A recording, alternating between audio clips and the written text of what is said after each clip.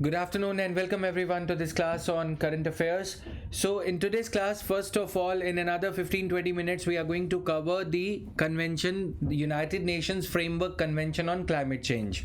Let's have a look at the dateline, the timeline and everything. So ये चीज़ें cover करेंगे आज की क्लास में पहले, उसके बाद we'll jump to polity related current affairs. India की इंटेंडेड नेशनली डिटर्मिन्ड ये जो कमिटमेंट्स हैं या कॉन्ट्रीब्यूशंस हैं सस्टेनेबल डेवलपमेंट गोल्स 2030 की तरफ, एनवायरमेंटल जो हमारी कमिटमेंट्स हैं उनको भी हमने पहले स्टडी किया है, but will put things in perspective in this manner. तो क्या क्या चीज़ें चल रही हैं बैकड्रॉप में. COP 13 कब हुआ था? सबसे पहले ये चीज़ इंपॉर्टेंट है, timeline. 2013 conference of parties 13, Kyoto protocol के अंडर जो टारगेट्स एक्सपायर हो रहे थे उसके बाद कुछ नया डिटरमाइन करना ज़रूरी था. Consideration of means to address LND launched. Okay, consideration of means to address LND launch कर दिया गया. फिर work programme on LND.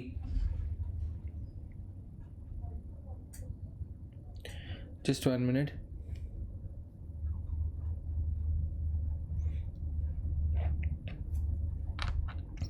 Then role of the conference of parties in addressing LND, right? तो ये सारी चीज़ें एक बार टाइमलाइन इसकी चेक करो.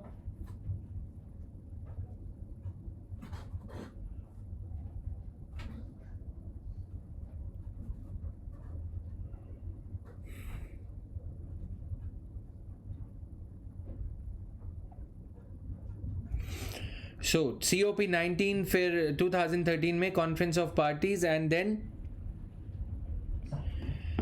तो ये सारी चीज़ें चल रही थी, ठीक है. देन COP 18 2012 में हुआ. उससे पहले उसमें क्या चल रहा था? 2016 में ये COP 16 जो हुआ था 2010 में. हर 2 साल के इंटरवल पे ये चीज़ें हो रही हैं, ठीक है. 2015 में पेरिस में जो कन्वेंशन हुई थी वो हम अलग से डील करेंगे. यहाँ पे role of conference of parties in addressing LND agreed. LND means loss and damage. Okay, तो Warsaw international mechanism COP 19 conference of parties में इंडिया का जो टेक्निकल वर्क है, इंडिया ने चीज़ें कंसीडर करी, फिर वर्क प्रोग्राम लॉन्च किया, फिर उसके बाद Warsaw international mechanism and its executive committee established. Then COP 20 2014 में work plan and organisation of the executive committee approved. Then implementation of the work plan of the executive committee. तो धीरे धीरे से ये इंडिया ऐसे आगे बढ़ता गया. पेरिस अग्रीमेंट को अडॉप्ट किया गया COP 21 में. Paris 2015, COP 21, conference of parties 21. COP 22 2016 में वॉर्सो इंटरनेशनल मैकेनिज्म को रिव्यू किया गया. Then Fiji clearing house risk transfer launched. LND का मतलब है लॉस एंड डैमेज. जिनको नहीं समझ में आ रहा हो, this is loss and damage. अब पर्सपेक्टिव में एक बार इंडिया की जो चीज़ें देख ली हैं, थोड़ा सा एक ग्लिम्स आपको बता दिया, उसके बाद पीछे चलते हैं quickly. First thing first, here United Nations framework convention on climate change पहली बार जब साइन किया गया था Rio de Janeiro earth summit 1992, 20th June 1992, and then it came into force from 1994. India was a party and it was again not legally binding. It was also not legally binding, right? Then it is an international environmental treaty addressing climate change, negotiated and signed by 154 nation states. Negotiated and signed by 154 nation states. Then इसके बाद at the United Nations conference on environment and development, इसको अर्थ summit कहा जाता है, Rio de Janeiro में 1992 में हुई थी. फिर उसके बाद आगे चलते हैं तो 1997 में थर्ड कॉन्फ्रेंस ऑफ पार्टीज जो यूनाइटेड नेशंस फ्रेमवर्क कन्वेंशन. देखो ये फ्रेमवर्क कन्वेंशन अम्ब्रेला कन्वेंशन है, उसके अंडर जो प्रोटोकॉल्स हैं, जैसे हमने पहली क्लास में एनवायरनमेंट की फर्स्ट करंट अफेयर्स की क्लास में मैंने आपको समझाया था कि in the convention we adopt a protocol to implement the broad contours of the convention, right? India ratified the Kyoto Protocol in 2002. Kyoto Protocol came into force in February 2005. Kyoto Protocol 2005 में force में आया और 2015 तक ये force में था. 2015 में 2000 conference of parties 2000 conference of parties 13 से ये काम शुरू हो गया. कॉन्फ्रेंस ऑफ पार्टीज 13 कब हुई थी? 2007 में ये काम शुरू हो गया कि अगले टारगेट्स क्या होंगे, वर्ल्ड आगे कैसे इसको बढ़ाएगा क्लाइमेट चेंज मिटिगेशन को। तो क्योटो प्रोटोकॉल 2015 तक इफेक्टिव था, राइट। यूएसए ने कभी इसको रेटिफाई नहीं किया क्योटो प्रोटोकॉल को, कनाडा ने 2012 में विड्रॉ कर लिया। गोल क्या था? To fight the global warming by reducing green house gas concentrations in atmosphere to a level that would prevent dangerous anthropogenic interference. Anthropogenic मतलब human interference.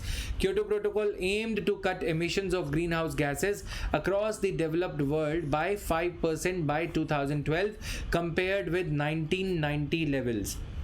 The Kyoto Protocol is based on the principle of common but differentiated responsibilities. Now you tell me, common but differentiated responsibilities is clear to everyone?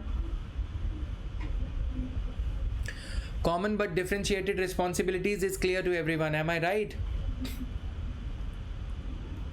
Kyoto Protocol is the only global treaty with binding limits on the greenhouse gas emissions. Binding limits थी, but इसके जो targets थे, सारे answer करोगे फटाफट से एक बार?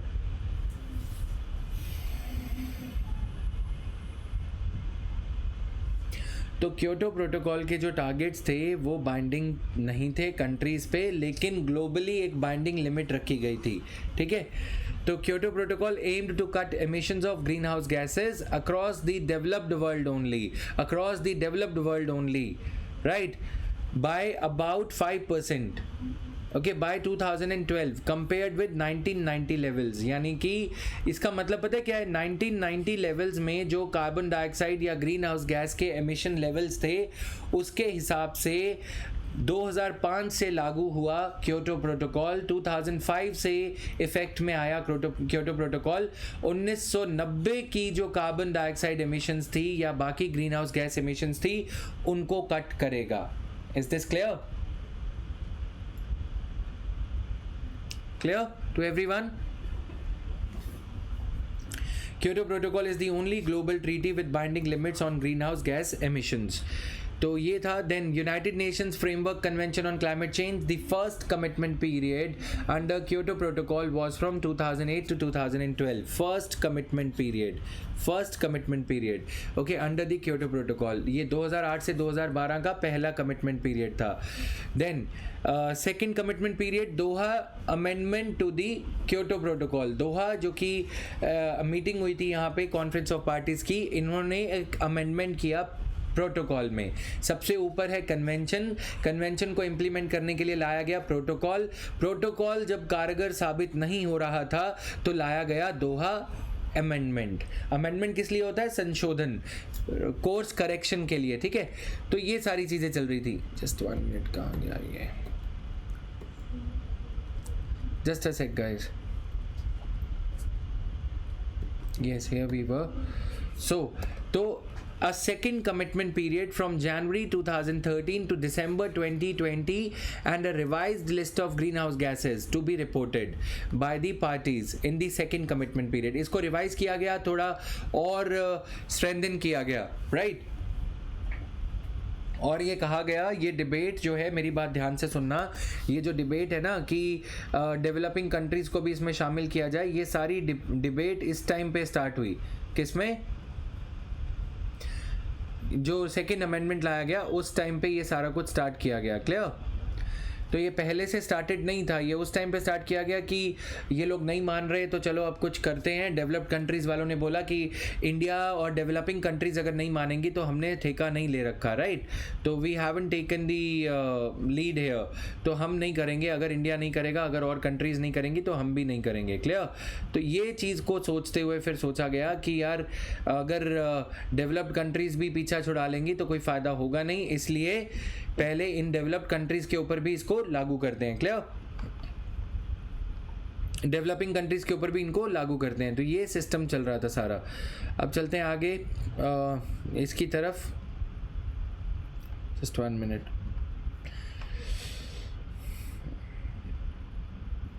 Just a minute guys. Yes, तो here we were. तो ये सिस्टम से सारी चीज़ें आगे बढ़ाई जा रही थी. Now however because many major emitters are not a part of Kyoto, it only covered 18% of the global emissions. Okay, 18% of the global emissions को ही कवर कर रहा था. India ratified the second commitment period. तो point to be noted is India ratified the second commitment period of Kyoto protocol. UNFCC के under protocol लाया गया, पहला प्रोटोकॉल क्योटो प्रोटोकॉल. यूएसए उसको दरकिनार करता था, यूएसए कहता था भाड़ में जाइए. फिर कनाडा ने भी ऑप्ट आउट कर लिया 2012 में कि हम एडिशनल ग्रीन हाउस गैसेज को, कनाडा को दिक्कत क्या थी, कनाडा ये कहता था कि हम एडिशनल ग्रीन हाउस गैसेज को, ये सब को इसमें कवर क्यों करें, हम नहीं करेंगे. राइट, तो कनाडा ने ऑप्ट आउट कर लिया. उस टाइम पे जापान ने भी ये कहा कि हम ऑप्ट आउट करेंगे. राइट, लेकिन जर्मनी ने साथ दिया, जर्मनी ने या यूरोपियन कंट्रीज ने साथ दिया. क्यों? क्योंकि यूरोपियन कंट्रीज, ध्यान से सुनना, यहाँ पे भी डिप्लोमेसी थी. यूरोपियन कंट्रीज की एक बहुत बड़ा तबका है, गरीब कंट्रीज हैं, और डेनमार्क जैसी कंट्रीज हैं या आइसलैंड वगैरह है, अगर वो कंट्रीज में आइस मेल्टिंग होगी, यूरोपियन यूनियन के काफ़ी सारे बड़े चैनल्स हैं जो ख़त्म हो जाएंगे. राइट, और छोटी कंट्रीज़ को नुकसान होगा, यूरोपियन यूनियन की छोटी कंट्रीज़ को नुकसान होगा. इसलिए जर्मनी जैसी, फ्रांस जैसी कंट्रीज़ ने ये कहा कि हम जिम्मा लेंगे, we will take full responsibility of this thing. Right, now UNFCC technology mechanism, then technology executive committee. इसके अंदर दो मैकेनिज्म्स हैं, conference of parties technology mechanism and financial mechanism. Green environment fund, okay, global environment facility जिसे green environment facility बोला जाता है, और green climate fund. Okay, तो ये दोनों चीज़ें हैं. अब एक चीज़ और तुम्हें मेरे को करानी है, करंट अफेयर्स के अंदर वैसे वो नहीं कवर होती, कार्बन क्रेडिट्स. इस पे क्वेश्चंस आजकल पूछे जा रहे हैं. तो कार्बन क्रेडिट्स कैसे काम करता है ये तुम्हें पता होना चाहिए. Clear? Just give me 1 minute. Now coming here, Paris agreement. पहले ये सारी चीज़ें कवर कर लेते हैं, पेरिस अग्रीमेंट वगैरह, और उसके बाद it is an agreement with the UNFCC dealing with the green house gas emission mitigation. तो 2015 में 2015 में आ गया. Is anyone facing disturbance? Anuj Sharma, what's the exact point my dear?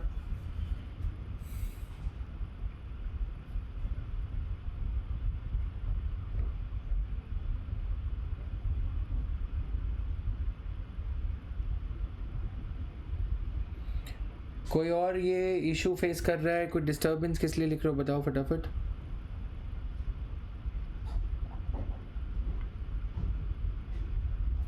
Okay, so Paris agreement, it is an agreement within दी.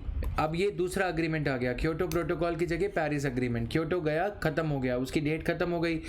और dealing with the green house gas emissions adaptation and financing starting in the year 2020. Paris accord is considered, क्योंकि Kyoto protocol ineffective हो रहा था, और Kyoto protocol 2012 से 2020 के लिए था. राइट, जो क्योटो प्रोटोकॉल का सेकेंड फेज था, जो अमेंडमेंट लाया गया था दोहा में, उसके बाद तो क्योटो का टाइम था 2012 से 2020.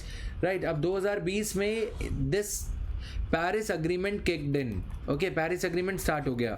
तो aim is to strengthen the global response to the threat of climate change by keeping a global temperature rise this century below 2 degree Celsius. कभी कभी स्टूडेंट्स जो हैं इसमें कंफ्यूज हो जाते हैं. क्या कंफ्यूज हो जाते हैं? 1.5 डिग्री सेल्सियस है या 2 डिग्री सेल्सियस है?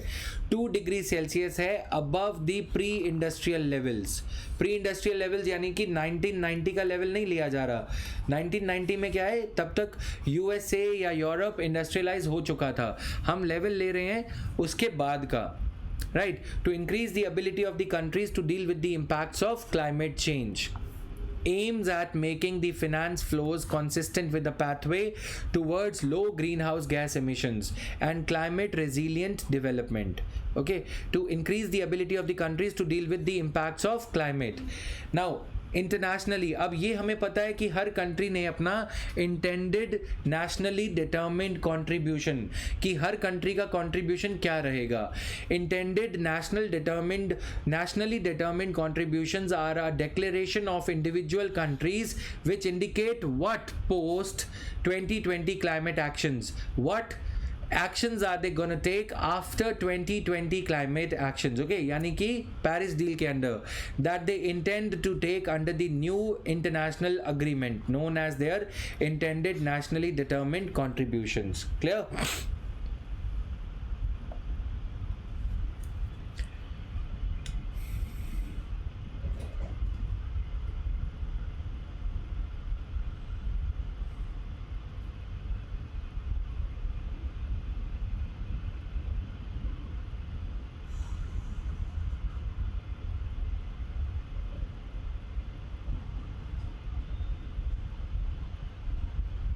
Done.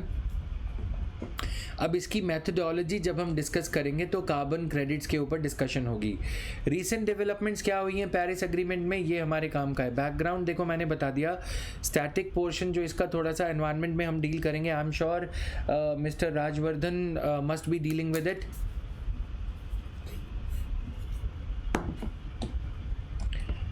Please answer this. Is Mr. Rajwardhan dealing with the UNFCCC related developments and explaining things to you, including the carbon credits and carbon offset क्या होता है, carbon emission targets क्या हैं? Okay, then recent developments क्या हुई हैं? 12th of March 2021, after the withdrawal from the Paris climate under Trump administration last year, US formally rejoined the international effort. Former President Donald Trump began the process of taking USA opting USA, asking USA to opt out from the agreements back in 2017, and the country did not officially exit until last year because there is a process. ठीक है, तो 2020 तक country ने exit नहीं किया था. US was the first and the only country out of almost 200 nation states to exit the climate mitigation efforts. We can no longer delay or do the bare minimum to address the climate change. Joe Biden said, यानी कि USA के जो newly elected president हैं उन्होंने ये कहा कि he was seen as reaffirming his commitment to the climate change process, that is Paris deal. This is a global existential crisis and we all will all suffer the consequences if we fail. That means he is reiterating the commitment of USA to the Paris climate deal. So that means ये USA दोबारा से इसमें rejoin करने की बात कर रहा है. अब आते हैं इंडिया के जो intended nationally determined contributions हैं वो क्या होंगे. Reduce the emissions intensity by 33% to 35% by 2030 compare to 2005 levels. देखो क्योटो प्रोटोकॉल ने 1990 के लेवल्स लिए थे. इंडिया ये कह रहा है कि इंडिया में जो कार्बन एमिशंस होती थी 2005 में, अगर वो मान लो 10 मिलियन टन्स ऑफ कार्बन होता था या कार्बन इक्विवेलेंट, हमने देखा था ना CO2 इक्विवेलेंट, अगर वो 10 मिलियन टन CO2 इक्विवेलेंट होता था तो इंडिया ये कह रहा है कि हम उसको रिड्यूस करेंगे बाय 30 to 35% या 33 to 35%. यानी कि कितना रिड्यूस करेंगे हम उसे 6.5 मिलियन टन्स तक ले जाएंगे. समझ में आया? 6.7 to 6.5, 33% तो इतना ही हुआ ना. तो ये कहने का मतलब है अगर वो 100 मिलियन टन्स होता था तो हम उसे 67 मिलियन टन्स तक ले जाएंगे. How are we going to do this? How is India going to do this? Introduce new and more efficient cleaner technologies in the thermal power generation. Thermal power generation में जो carbon trapping है या जो green house gas की trapping है उसको use किया जाएगा. Right. Then reduce the emissions from the transport sector. Transport sector में क्या कर रहे हैं हम? ई बसेस लेके आ रहे हैं, इलेक्ट्रिक बसेस वगैरह की बात कर रहे हैं. ठीक है.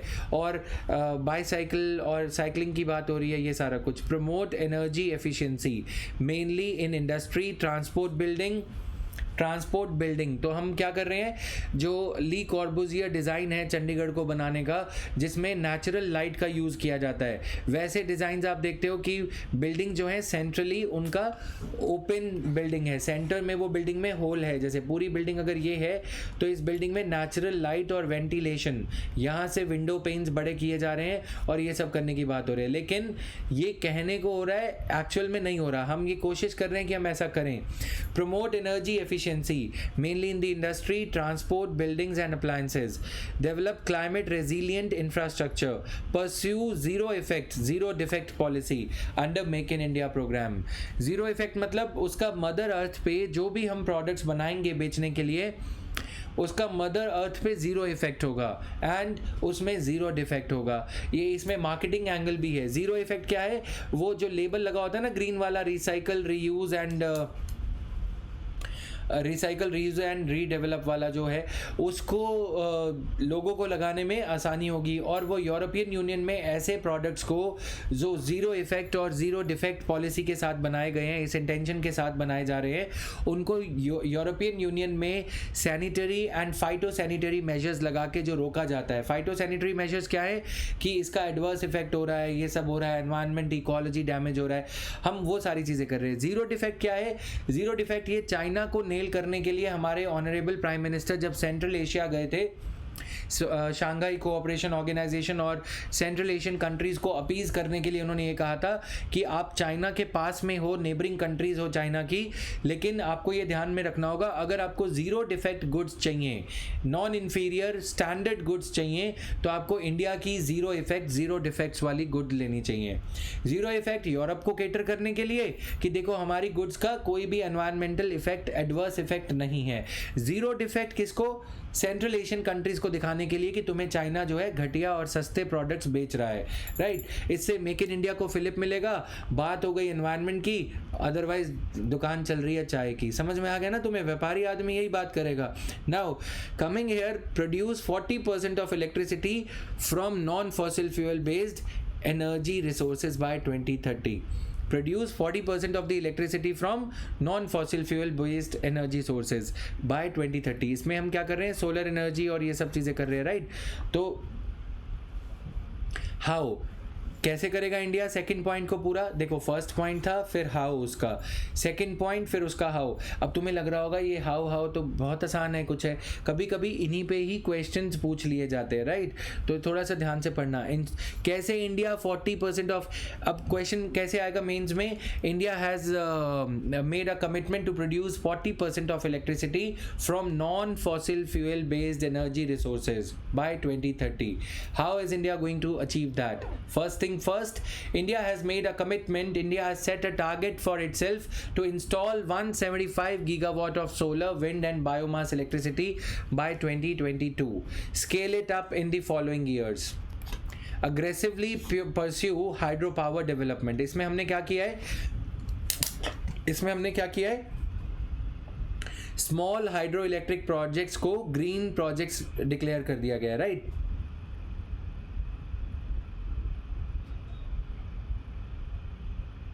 इसके बारे में मैं कुछ और चीज़ें लिखवा रहा हूँ।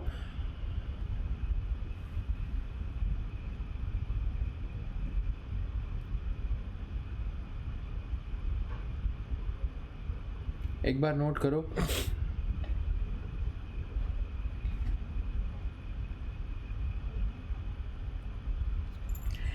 In India, small hydroelectric power plants of 25 megawatt or below capacity are classified as small hydro projects, which have been further classified into 100 megawatt और ये सब, ठीक है।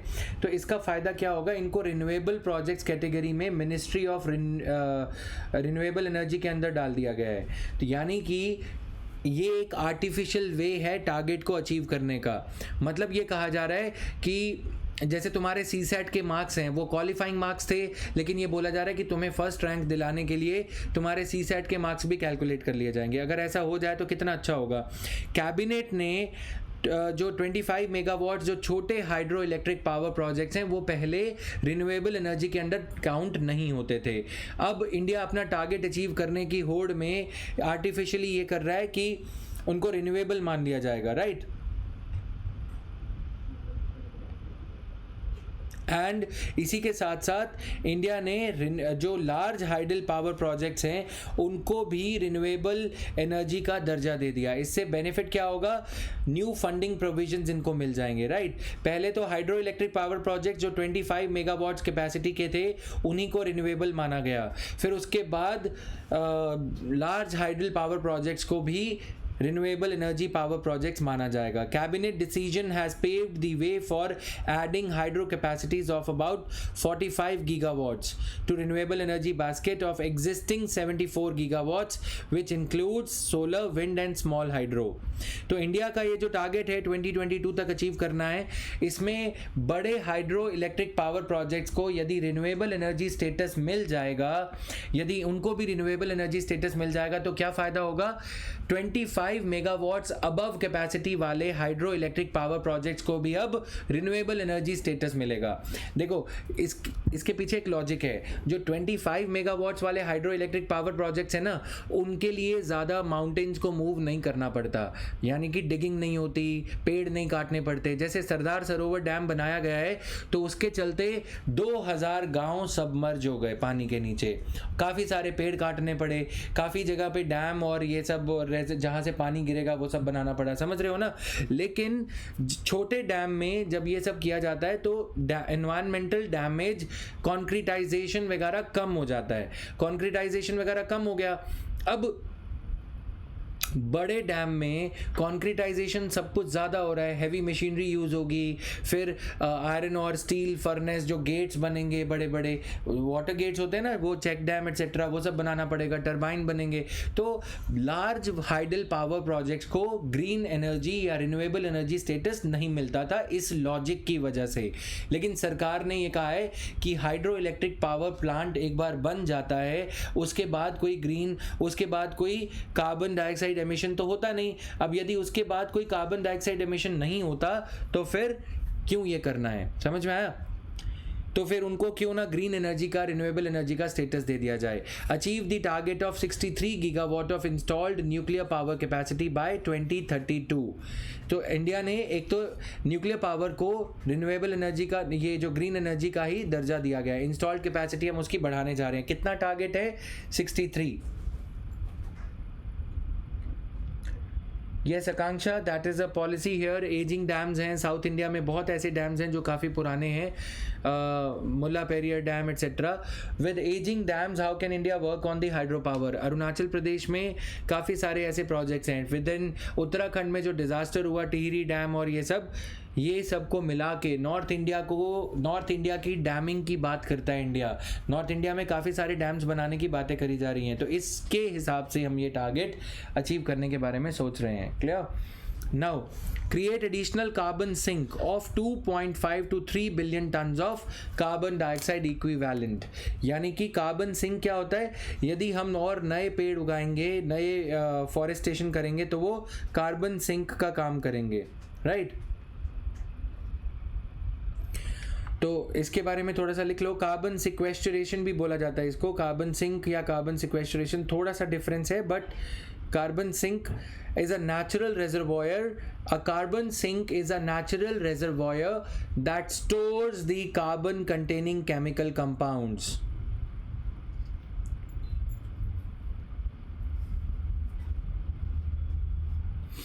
A carbon sink is a natural reservoir. It could be a forest area.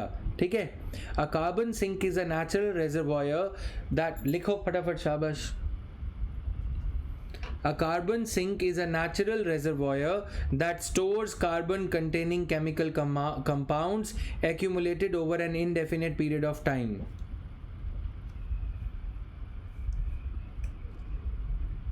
The process by which carbon sink removes carbon dioxide from atmosphere is known as carbon sequestration. Carbon sink को बनाने जो process है वो carbon सिक्वेस्टर होता है. जैसे आप sponge लेके आते हो, कोई भी पेड़ हम बड़ा होता है ना जैसे तो वो कार्बन डाइऑक्साइड को बायो एक्यूमुलेट करता है. यानी कि जैसे हम बड़े होते हैं तो हम फूड कंज्यूम करते हैं, मिनरल्स होते हैं हमारी बोन्स में, वैसे ही पेड़ की भी बोन्स हैं अगर मान लो तो वो कार्बन से बनी है, कार्बन कंपाउंड से बनी है. वो कार्बन जैसे जैसे पेड़ कंज्यूम करता जाएगा, ट्री कंज्यूम करता जाएगा, बड़ा होता जाएगा, फोटोसिंथेसिस वगैरह के जरिए उसमें कार्बन उतनी ज़्यादा ट्रैप होती जाएगी. So every growing plant acts as a sponge which absorbs the carbon dioxide or carbon dioxide equivalent gases, other gases also. ठीक है? Clear?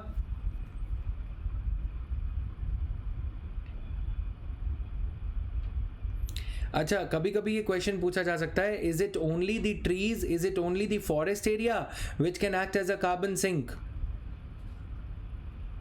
नो। ओके, तो इसके लिए तुम्हें थोड़ा सा और चीज़ें नोट करो, लिखो। प्रीलिम्स में ये क्वेश्चन पूछा जा सकता है कि क्या क्या चीज़ें जो है कार्बन सिंक का काम कर सकती हैं। Nature provides the trees, the oceans, earth. Ocean में भी कार्बन सिक्वेस्टर होती है, कार्बन अब्जॉर्ब होती है ना ओशन में, एक्वेटिक लाइफ में, वो सब, राइट। देन जैसे मैंग्रोव्स हैं या कोरल रीफ्स हैं, वो जैसे जैसे उनके पॉलिप्स ग्रो करते हैं उसमें भी कार्बन रहती है, राइट। ओशंस हैं, अर्थ है, and animals themselves act as carbon sponges और carbon sink. Clear?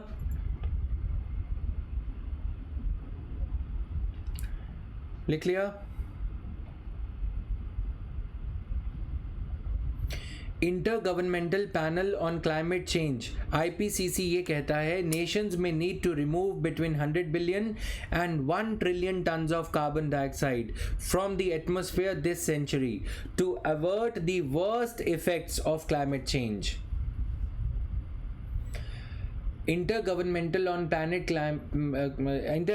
Panel on Climate Change says that the countries in the world need to absorb, need to remove or sequester between 100 billion tons, anything between 100 billion and 1 trillion tons of carbon dioxide to avert the adverse effects of this.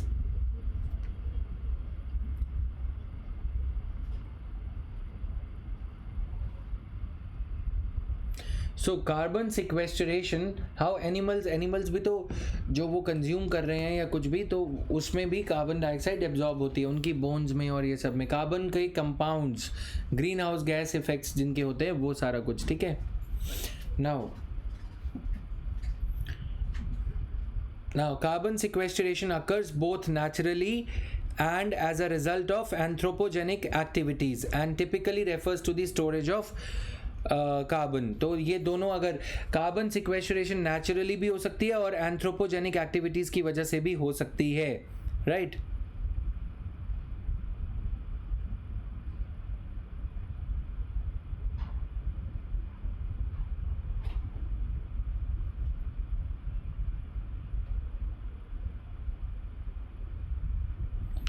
Ocean carbon सिक्वेस्टरेशन कैसे होती है, ocean में carbon सिक्वेस्टर कैसे होती है? Oceans में artificial जो carbon dioxide के मान लो बलून्स हैं या कुछ ऐसा कंटेनर्स हैं, उनको डंप किया जा रहा है, राइट, कार्बन डाइऑक्साइड भर भर के। तो ये एक और स्ट्रैटेजी है कार्बन को सिक्वेस्टर करने। डीप इंजेक्ट किया जाता है ओशन में, carbon dioxide is injected deep into the ocean, right. और आयरन को फर्टिलाइज करके भी बायोलॉजिकल सिस्टम्स को, और जो एक ओशन बॉडी का, एक ओशन का जो प्रोडक्टिविटी है उसको एनहांस करा जा सकता है। कैसे? Through iron fertilisation. प्रीलिम्स में अगर क्वेश्चन आए थे कि ओशन बॉडी को कैसे एफिशिएंट बनाया जा सकता है या कार्बन सिक्वेस्टर करने के लिए कैसे यूज़ किया जा सकता है, तो आयरन फर्टिलाइजेशन टर्म और इंजेक्शन ऑफ CO2, ये दोनों आपको याद रखने हैं। क्लियर?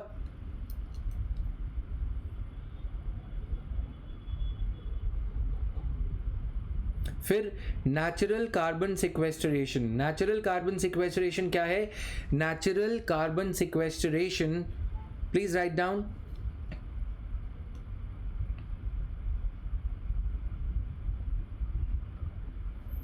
Natural carbon sequestration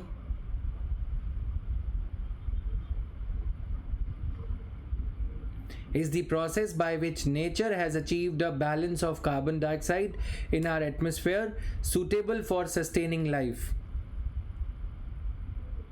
ठीक है?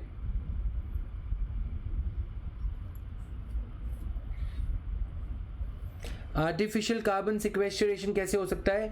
जो मैंने स्पॉन्ज फिनोमिना बताया, वो स्पॉन्ज फिनोमिना को देखो इधर, यहाँ पे ये कोई फैक्ट्री है, तो इस फैक्ट्री के ऊपर जो चिमनी है उसमें ही हम एक ऐसी स्पॉन्जेस वगैरह आती हैं, जैसे तुम किचन में चिमनी देखते हो ना, किचन में चिमनी क्या करती है, वो सारे डर्ट को, एडिबल ऑयल को दीवारों पे चिपकने से रोकती है। वैसे ही इसमें फिल्टर लग जाते हैं, ठीक है, जो हमारी जो भारत एमिशन, भारत स्टेज 6 की व्हीकल्स आ रही हैं, उसके साइलेंसर में, उसके कार्बोरेटर में इस तरह के फिल्टर्स लगाए जा रहे हैं। जैसे आप बाइक की या कार की सर्विस करने जाते हो तो वो बोलता है कि एयर फिल्टर चेंज करना है, वो यही एयर फिल्टर चिमनीज़ में लगाए जा रहे हैं ताकि कार्बन को वहीं पे रोक लिया जाए। लेकिन ये बहुत महंगे होते हैं, राइट, कॉस्टली है ये अफेयर, इसलिए। और दूसरा क्या है, इसको भी तो कहीं ना कहीं डंप करोगे, अल्टीमेटली कार्बन और कार्बन इक्विवेलेंट कंपाउंड्स एटमॉस्फेयर में आ ही जाएंगे। इसीलिए तो ये सारी छोटी छोटी चीज़ें तुम्हें पता होनी चाहिए प्रीलिम्स के पॉइंट ऑफ व्यू से। Full implementation of Green India Mission, other afforestation programs would lead to India's ability to achieve INDCs. Develop 140,000 kilometer long tree line on both the sides of national highways. तो जो carbon dioxide या बाकी की gases का emission होता है, इफ्लुएंस का, वो हमारे ट्रीज एब्जॉर्ब कर लेंगे, राइट। अब आते हैं United Nations framework convention on climate Change, Kyoto Protocol, who has to contribute to the mitigation. Kyoto protocol में हाई इनकम कंट्रीज, और पेरिस अग्रीमेंट में all the countries according to the principles of fairness. Fairness के principle क्या कहते हैं, बताओ, fairness का principal क्या कहता है? तुम लोग भी अनफेयर हो बहुत अपनी पढ़ाई को लेके, बताओ फटाफट। फेयरनेस का प्रिंसिपल ये कहता है कि क्या करना है तुम्हें, हिस्टोरिक बट कॉमन रिस्पॉन्सिबिलिटी, ठीक है, कॉमन बट हिस्टोरिक रिस्पॉन्सिबिलिटी। जिन लोगों ने, जिन कंट्रीज़ ने ज़्यादा पॉल्यूशन किया है उनको ज़्यादा एब्जॉर्ब करना पड़ेगा। How do countries cooperate to mitigate, centrally defined markets with mechanism for offsets from lower income countries, ठीक है, सेंट्रली डिफाइंड मार्केट्स होंगी with mechanism for offset. Offset का मतलब क्या है, कार्बन ऑफसेट का मतलब ये है कि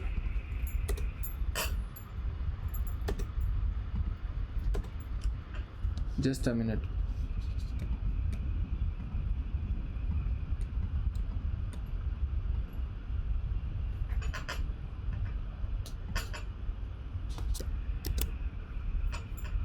यस, कार्बन ऑफसेट का मतलब ये है कि अगर अडानी की कोई फैक्ट्री है मान लो यूएसए में, या मान लो एप्पल की फैक्ट्री है यूएसए में, उन्होंने कार्बन डाइऑक्साइड काफ़ी ज़्यादा एमिट कर दी, ठीक है, यूएसए की कंपनी ने।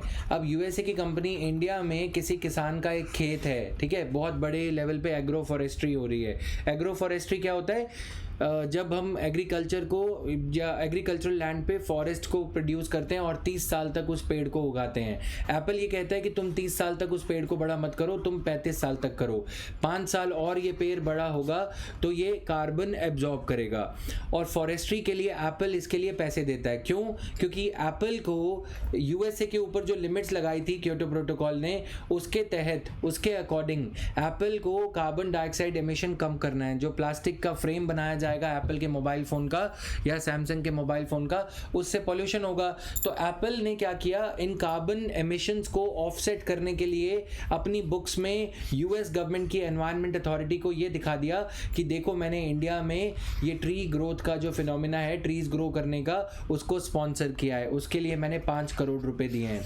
यानी कि वो ट्री जितनी कार्बन डाइऑक्साइड एब्जॉर्ब कर रहा है उतना जो है उसको मेजर किया जाएगा और फिर उतना टारगेट एप्पल को पेनाल्टी कम पे करनी पड़ेगी। अगर एप्पल ज़्यादा ज़रूरत से ज़्यादा ये कार्बन डाइऑक्साइड कंज्यूम करेगा तो एप्पल को यूएस की एनवायरनमेंट अथॉरिटी को क्या पे करना पड़ेगा, चार्जेस पे करने पड़ेंगे, ठीक है। इस हिसाब से इन कंट्रीज़ की कंपनीज़ के ऊपर इसको पिनलाइजिंग बनाया जा रहा है ताकि ये कम से कम कार्बन को एमिट करें। Got it? सिंकिंग ऐसे नहीं होती, वो बलून्स के ज़रिए होती है, right. Sinking of carbon dioxide happens through balloons. जो कंटेनर्स होते हैं, जैसे वो water tight, air tight containers होते हैं, उनको डंप कर दिया जाता है और ये उन एरियाज़ में किया जाता है जहाँ पे एक्वेटिक लाइफ ज़्यादा नहीं है, due to salinity of water और ड्यू टू अदर कंडीशंस। अब कहीं ना कहीं तो इम्पैक्ट होगा ही, right. Now, how do countries cooperate? Centrally defined markets. अब पेरिस अग्रीमेंट में, क्योटो प्रोटोकॉल में ये समझा गया कि ये जो मार्केट्स वाला फिनोमिना है ना, ये तो ये है कि तू डाल डाल मैं पात पात, यानी कि डेवलपिंग कंट्रीज जो पॉल्यूशन नहीं कर रही वो डेवलप्ड कंट्रीज़ को पॉल्यूशन करने का, डेवलप कंट्रीज़ को लाइसेंस दे देंगी और बदले में डेवलप्ड कंट्रीज से पैसा ले लेंगी, है ना। मतलब तो यही हुआ ना कि चोर जो है, चोर ये कह रहा है मैंने चोरी करी है लेकिन उसकी जगह शरीफ आदमी को जेल में डाल दो, यही मतलब हुआ ना। तो यानी कि यूएसए में फिर तो उन्होंने तो पोल्यूशन कर किया ही नहीं, उन्होंने तो कार्बन डाइऑक्साइड के एमिशंस को कम करना ही नहीं है। जो कंट्रीज़ इन एफिशिएंट वे में, कार्बन एमिशन ओरिएंटेड वे में प्रोडक्ट्स बना रही हैं वो बनाती रहेंगी, इसका कोई फ़ायदा थोड़ी हुआ। वो तो यूएसए फिर ये कह रहे हैं डेवलपिंग कंट्री को कि हम पाप कर रहे हैं, तुम गंगा जल पिला दो और इसके बदले में पैसे ले लो। तो इसलिए पेरिस डील में there is no mention of the market, but article 6 provides a hook for existing and new markets to count with more or less light role for a central body. अभी हम उसको discuss करेंगे carbon credits को, तब ये चीज़ ज़्यादा clear हो जाएगी। What happens if the targets are not met? Penalty units suppose to carry to future commitment. इसी की वजह से कनाडा ने विड्रॉ कर लिया।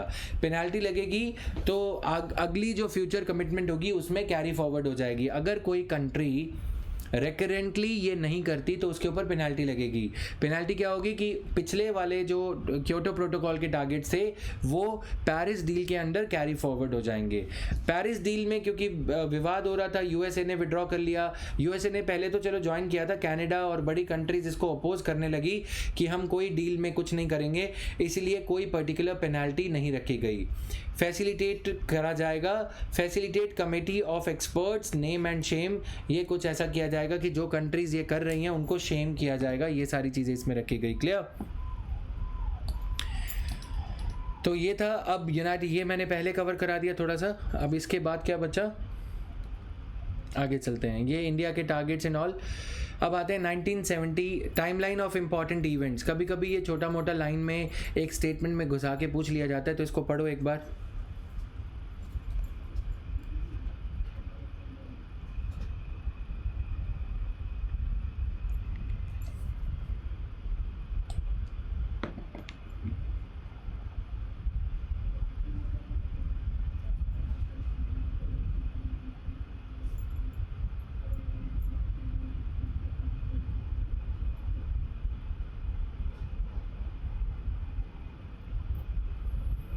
पढ़ लिया सबने?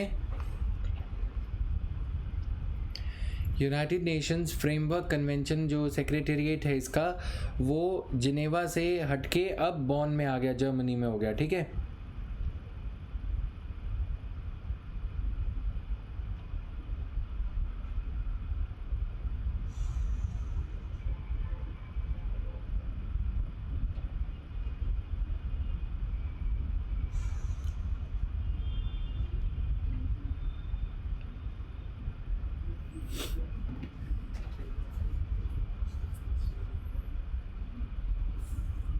Is that clear?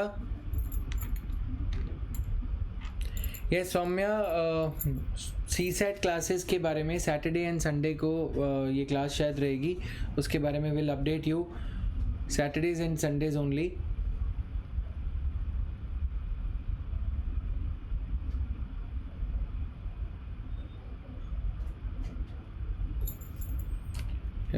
Now, UNFCCC Secretariat relocates from Geneva to its current home in Bonn, Germany, paving the way for city to become an international sustainability hub and home to 18 UN organizations. कितने लोग CSAT की class attend कर रहे थे? Please लिखो CSAT, कुछ ऐसा लिखो फटाफट से। Accordingly, we will be taking the decision to,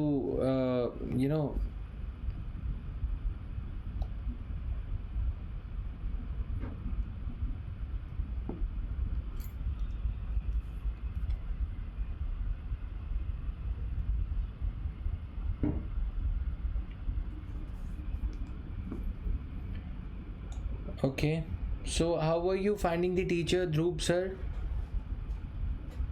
How were you guys finding the teacher? His methods of fundas of explaining and all?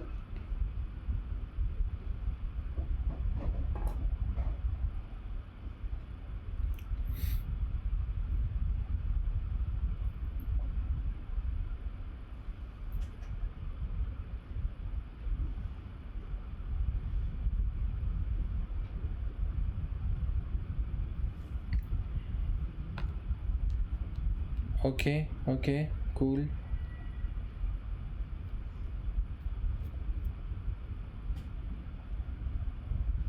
Alright, so will be arranging that. Praveen, ये आपकी पहले भी डिस्कशन हो चुकी है, IGS बैच में वो नहीं इंक्लूडेड था, राइट?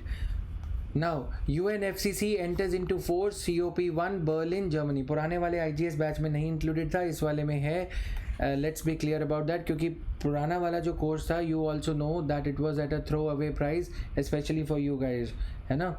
नाउ UNFCC सेक्रेटेरिएट रेलोकेट्स, क्योंकि देखो यार मेरी क्लास होती है ना, तो मैं तो कर दूँ, मैं तो DNA भी कर रहा हूँ, ये सब कर रहा हूँ, लेकिन बाकी टीचर्स का क्या है कि एक there is a cost involve. अगर हम उसको दूसरे कोर्स में इन्वॉल्व करते हैं तो ये प्रॉब्लम हो जाती है. Still we will think about it. UNFCC secretariat relocates from Geneva thanks to your fun academy, ये जो कल्चर है, राइट?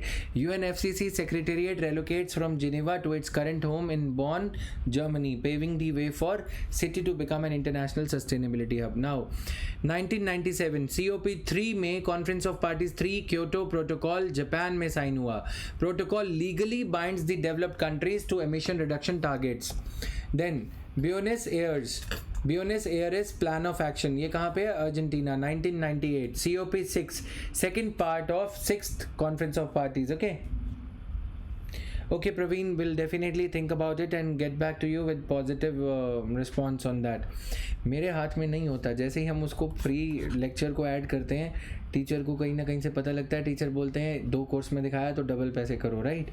तो ये दिक्कत हो जाती है. तो कर देंगे उसको, डोंट वरी. अब तुम लोगों ना बहुत अच्छा तरीका पता है यहाँ पे कि सर को बोलेंगे और सर को क्लास के सामने बोलेंगे. जैसे वो बच्चा होता है ना, सुन लो, वो एक बच्चे को थोड़े दिन पहले मैं ऐसे ही शॉपिंग मॉल में गया, तो वो क्या करता है, मम्मी पापा के साथ ज़मीन पे लोटनी लगाने लग जाता है बच्चा वो, right?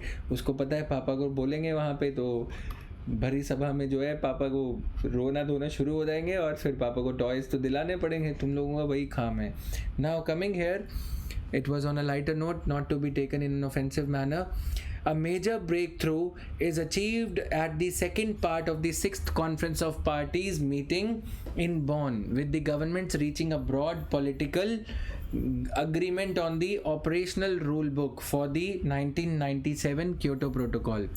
Then Conference of Parties 7 Marrakesh, Morocco resulted in Marrakesh Accords. अब ये क्वेश्चन पता है कैसे पूछे जा सकते हैं? माराकेश अकॉर्ड किससे रिलेटेड है? तुम्हें लगेगा WTO से रिलेटेड है. दोहा राउंड किससे रिलेटेड है? तुम्हें लगेगा WTO में भी मेंशन्ड है. तो दोहा अमेंडमेंट और Doha round, you would have to be very very particular about it, ठीक है? दोहा अमेंडमेंट जो है वो किससे रिलेटेड है? एनवायरमेंट नेगोशिएशन से, United Nations framework convention on climate change से रिलेटेड है. एक IAS ऑफिसर के वे से सोचो कि तुम्हारे सामने 2 चीज़ें दे रखी हैं, दोहा अमेंडमेंट और दोहा राउंड. 1-0 तुम मिस कर जाओगे अगर चेक साइन करते time as an IAS officer, तो सरकार को कितना बड़ा नुकसान होगा. इसीलिए तुम्हारा लेवल ऑफ अलर्टनेस देखा जाता है इस एग्ज़ाम में, राइट? तो दोहा अमेंडमेंट और दोहा राउंड दोनों चीज़ें दे रखी होंगी कि WTO से रिलेटेड है या फिर इससे रिलेटेड है. तो ऐसे क्वेश्चंस पूछे जा रहे हैं. जैसे FRBM एक्ट में जो लिमिट्स कट करने को बोला गया था, स्टेट का टारगेट सेंटर से स्वैप करके फिगर दिखा दी. स्टूडेंट्स उसमें कंफ्यूज हो गए क्योंकि दोनों फिगर्स एक जैसी थी और गलती कर दी. ऐसी चीज़ें जैसे मिशन इंद्रधनुष किससे रिलेटेड है? इंद्रधनुष प्लान किससे रिलेटेड है? मिशन इंद्रधनुष हेल्थ का है. इंद्रधनुष प्लान किससे रिलेटेड है? बैंकिंग सेक्टर के NPAs कम करने से रिलेटेड है. तो यहाँ पे स्टूडेंट जो है मिस्टेक कर जाता है, और ये मिस्टेक कम करने का तरीका है 20 मार्च को जो तुम्हारा टेस्ट है, प्रीलिम्स के जो टेस्ट हो रहे हैं, उनको अगर तुम अच्छे से करोगे तो ज़्यादा बेटर रिजल्ट्स आएंगे और सिली मिस्टेक्स कम होंगी. Clear? 2002 conference of parties 8 Delhi declaration. Delhi declaration इसी से रिलेटेड है. Delhi declaration focuses on the development needs of the poorest countries and the need for technology transfer. यानी कि डेवलप्ड कंट्रीज डेवलपिंग कंट्रीज को technology transfer करेंगी for mitigating climate change. Then February 16 entry of Kyoto Protocol into force with Russian Federation ratification. Russia was the last country to ratify the Kyoto Protocol, sealing its entry into force, coming into force. Conference of Parties 11, first session of Conference of Parties serving as the meeting of parties to the Kyoto Protocol, CMP1, November 2005, takes place in Montreal, right? 2006 in January, the Clean Development Mechanism, a key mechanism under Kyoto Protocol, opens for business. CDM is one of the flexible mechanisms defined in the Kyoto Protocol that provides for emission reduction projects which generate certified emission reduction units. तो यानी कि जो country ने अपने कोटा से जितना permissible limit था उसको कार्बन डाइऑक्साइड एग्जॉस्ट करने का, या कार्बन डाइऑक्साइड लिमिट जो उस पे थी, अगर वो उससे भी कम कंज्यूम करता है कोई कंट्री, तो उसको सर्टिफाइड एमिशन रिडक्शन यूनिट्स मिल जाते हैं विच में B traded in the emission trading scheme. फिर जो कंट्रीज़ ने पॉल्यूशन किया है ना, जैसे अगर मान लो कि मेरे को अगर मैं कार्बन मैं इंडिया हूँ, इंडिया के ऊपर लिमिट है कि मैं 100 मिलियन टन्स कार्बन एमिशन कर सकता हूँ, लेकिन मैंने किया 90 मिलियन टन्स. अब 10 मिलियन टन्स जो मैंने सेविंग करी है अपने कार्बन कोटा में से, हर 1 मिलियन टन के लिए मेरे को एक यूनिट मिल जाएगा. अब ये यूनिट कैसे ट्रेड होगा? ये यूनिट ट्रेड होगा on the basis of its marketability, on the basis of its demand. USA का टारगेट था 100 मिलियन टन्स, यूएसए ने कर दिया 120 मिलियन टन्स, जर्मनी ने कर दिया 130 मिलियन टन्स, जापान ने कर दिया 140 मिलियन टन्स. अब ये जो पॉल्यूटिंग कंट्रीज़ हैं, इनको डेवलपिंग कंट्रीज से, इंडिया जैसी कंट्रीज से ये certified emission reduction units purchase करने होंगे. इंडिया से ये बोलेंगे कि हमें ये $10 में दे दो, इंडिया बोलेगा $10 में नहीं दूंगा क्योंकि डिमांड ज़्यादा है, जर्मनी को भी चाहिए, जापान को भी चाहिए, यूएसए को भी चाहिए. समझ में आया? तो इनका प्राइस हो जाएगा $100 पर सर्टिफाइड एमिशन रिडक्शन यूनिट. नहीं हो सकता है $1000 हो जाए, हो सकता है $10,000 हो जाए. तो इस वजह से जो कंट्रीज़ कार्बन एमिशन ज़्यादा कर रही हैं उनको ज़्यादा कॉस्ट पे करना पड़ेगा क्योंकि फिक्स्ड प्राइस नहीं है, और जो कंट्रीज़ एमिशन कंट्रोल कर रही हैं उनको रिवॉर्ड मिल जाएगा, इंसेंटिव मिल जाएगा. Got it?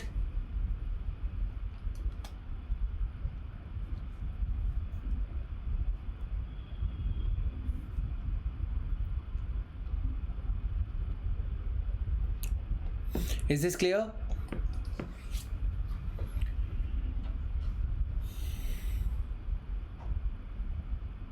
Clear to everyone?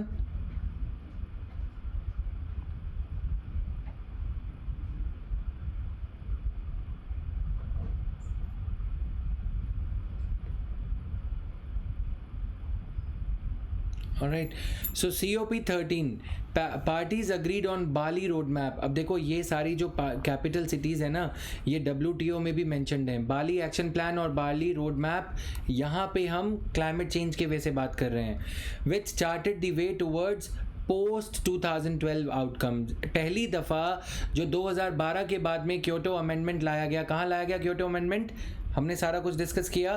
तो क्योटो अमेंडमेंट का रोड मैप जो लाया गया कि 2012 के बाद क्या होगा, वो सारी चीज़ें पहली बार बाली रोड मैप में डिस्कस करी गई.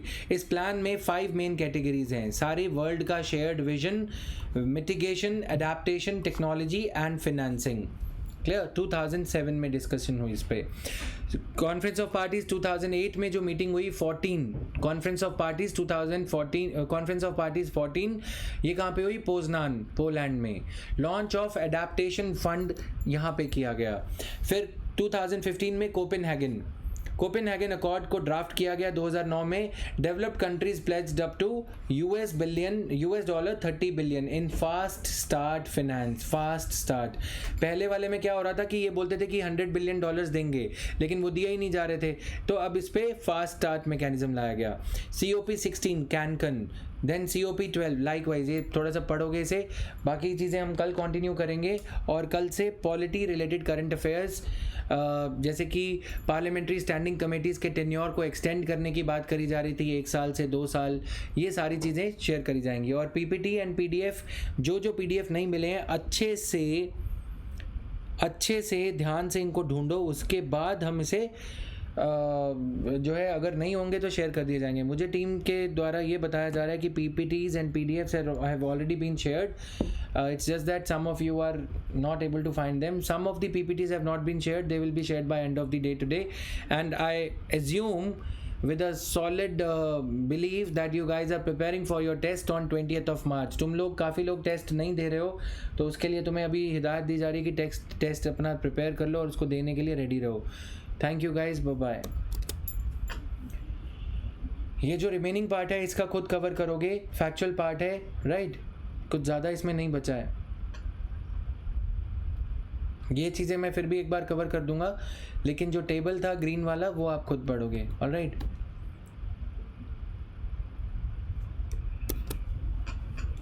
Thank you everyone.